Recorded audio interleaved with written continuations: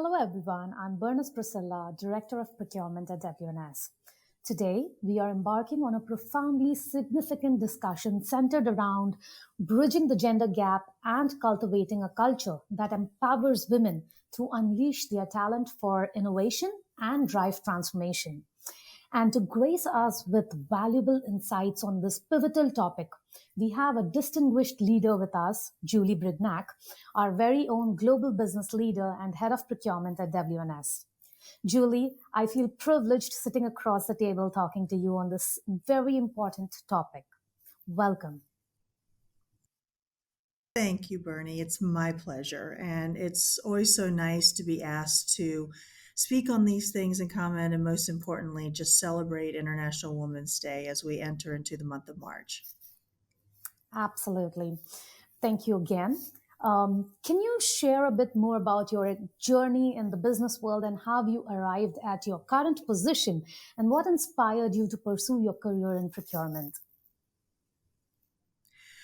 I'd be happy to. Well, throughout my career, I have been asked this question a lot, and I've heard a lot of people answer this question. And I would say 95% of the people that have been asked this question that I've heard, including myself, have been that they landed in procurement by accident. And I do happen to be one of those people. And so I was in a field finance program with my first job out of university, which was with DuPont, and we had rotational assignments that we went through. So one assignment would be project cost accounting, the next assignment would be accounts payable. So you fast forward a few years, and I landed in one of my assignments with procurement and supply chain operations, and I never left. So that's how I fell into it.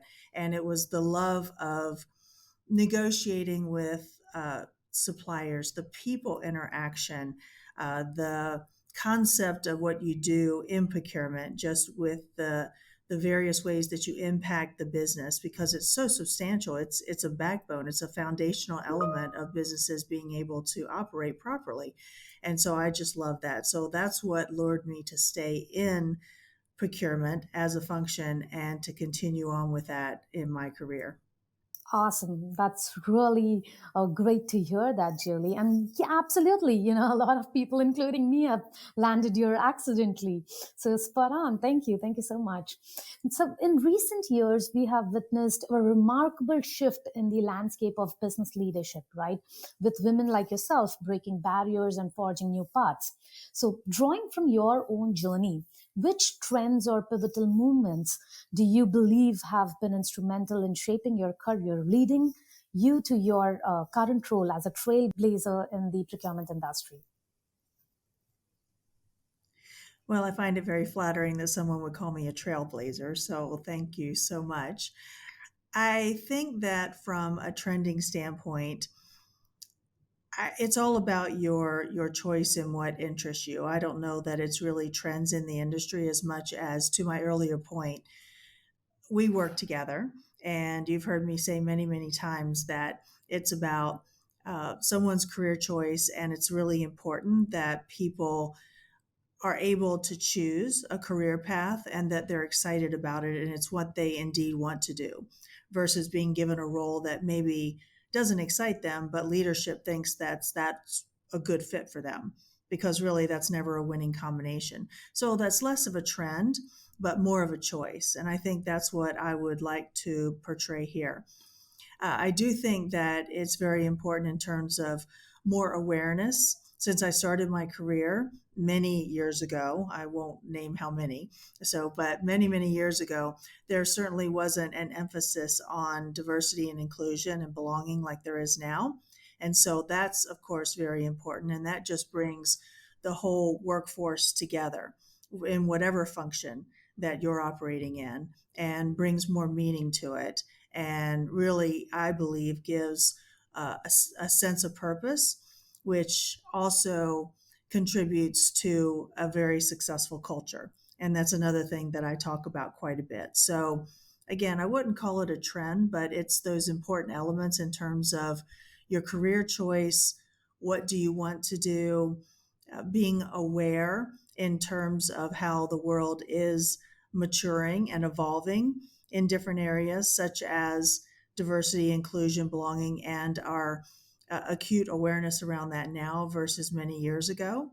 And I think that those are the elements in terms of having an open mind, especially if you're in a leadership position. It's very important to lead by example.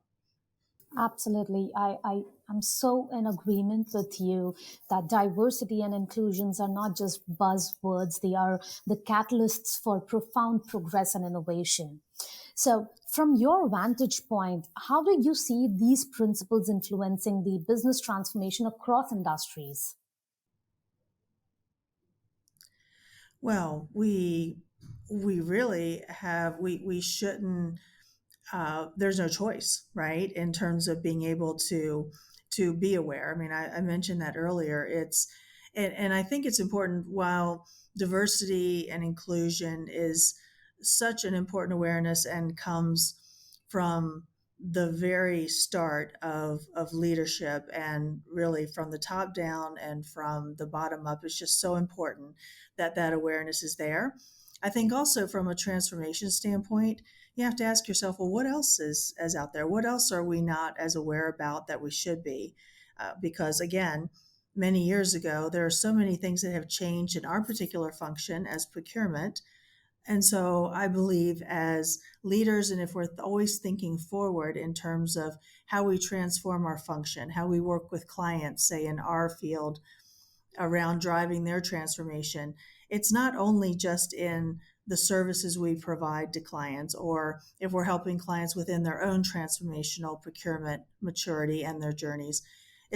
There's also the well-roundedness of it, the softer skills of it in terms of that. And I think we don't pay enough attention to that in terms of where how we can help clients around that, or how clients can really incorporate that into their transformation journey. It's not always about digital. It's not always about uh, the advancement of services, et cetera, or how you are progressing your procurement function from a technical standpoint. Those aren't the only elements. You have to really have a well-rounded ecosystem to be able to really truly drive true transformation and make sure that it stays, that it sticks for your organization, whether you're on the managed partner side or whether you're on the client side. As we look to the horizon, the future of women in business appears both promising and ripe with opportunity. I personally know how much you appreciate women in procurement and how much you advocate and encourage women to be specifically in the leadership position across procurement, so on and so forth. From your unique standpoint, what is your vision for this future?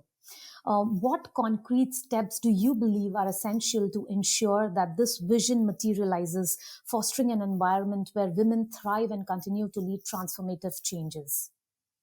I think it's very important that we continue to talk about it.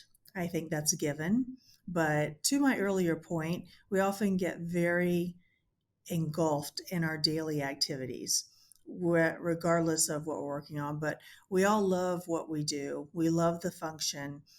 We love seeing the success of our teams, of the support that we give to clients, et cetera. And we really do become very focused on all of the technical things and the activities that it takes to get our jobs done. And so a critical step is making sure that we always step back and grant the time to be able to talk about the career paths. What is specific to women? What challenges do women actually encounter in their careers that may be different than men? It doesn't mean that one is more important or less important than the other. We all have the different challenges regardless of our gender. But I think continuing to raise that awareness, to talk about it, and most importantly, as leaders, regardless of who you are, where you sit, you must be very cognizant and empathetic around what needs to happen in terms of ensuring that everyone has the proper balance to achieve the best career path that they can and achieve what they want to do in their career.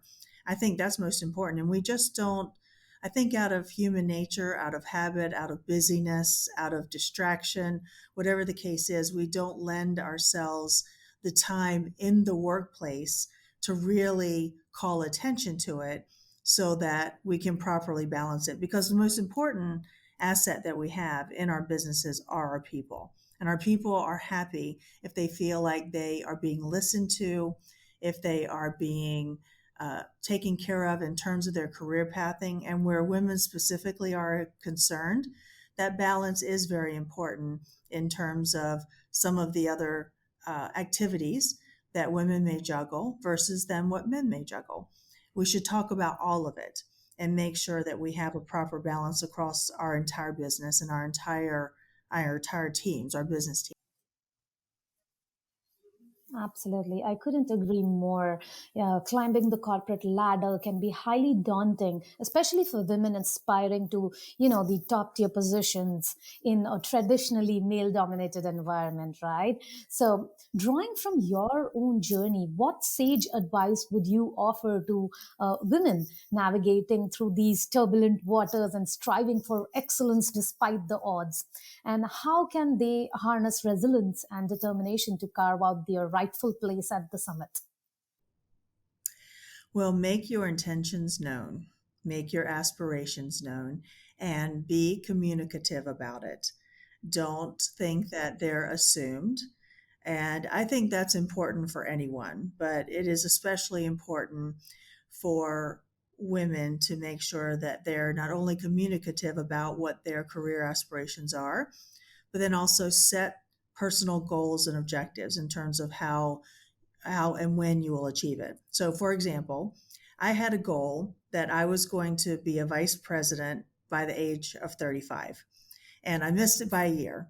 I was a vice president by 36, but you know why I missed it? Because I had a child. And I think that's perfectly acceptable that I missed it by a year because I was able to take some time to be able to do that, which is just, even more important than whatever title that I achieved. But that's a very simple example of a goal that I set for myself. And I set that for myself when I was 23 years old.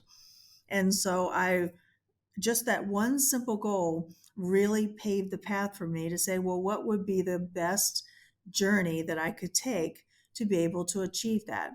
And what comes around that is learning what will be best for you to develop your skills, not only just your technical skills, but your communication skills, your writing skills, everything that goes around that, because that's so important from a well-rounded standpoint to be able to grow and achieve whatever goal you want to. And climbing the corporate ladder, it can be daunting. What I would say to women is it's okay if you don't want to climb the corporate ladder, if you only want to go so far. If you want to go to that middle rung of the ladder, then great, that's fine. Because again, it goes back to balance that we were talking about before. And I think, and if you want to be CEO of a company, then that's great. For me, I had the goal of being a vice president by the time I was 35. And then as I progressed and continued on, and I was into the C level, I became CEO of my own company. And then I said, after that, I said, well, I really don't want to be CEO of a company except my own. And I still hold that today. I don't want to be CEO of a company except it was for my own. And so again, I think we don't have our path predefined, but if you set those goals and objectives ahead of time and then you carve your path, then your path will find its way as well. And so that would be my advice to women as they go. And then, actually, one more thing, too. Again, always maintain your work life balance. We all work very hard, but at the end of the day, we work to live, not the other way around. Very well said. Uh, if I were to put a wrapper around it, around the sage advice that you've given, Julie, it would be communication is the key and work life balance, rather, balance overall is the key. And I am sure this empowers a lot of women around to unleash their talent for innovation and drive transformation across their career. I think that was a great conversation, Julie. Thank you so much for your advice. Thank you, Bernie. I enjoyed it.